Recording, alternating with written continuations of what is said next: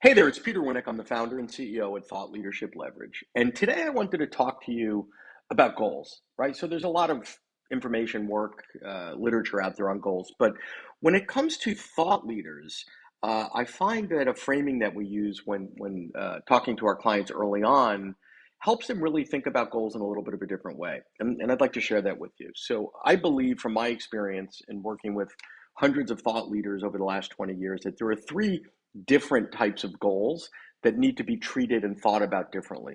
So the first type of goal is intrinsic. It's the value that you get from doing the work, from the writing, from the researching, that smile on your face when you get an email from someone that saw you speak or read your book days, weeks, months later. That's important stuff. Doesn't show up on a balance sheet, but just because it doesn't show up on a balance sheet doesn't mean it's not valuable. So the first is to understand what your intrinsic goals are. Second is income.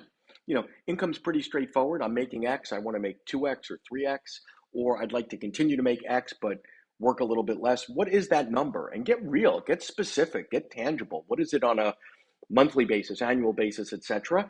And then figure out how you're going to get there.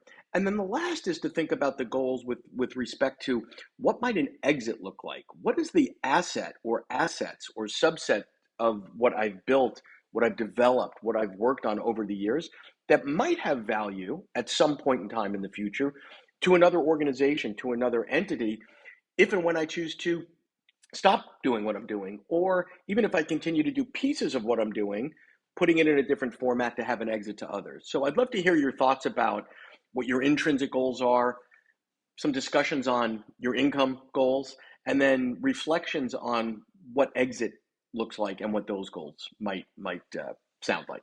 Thanks so much.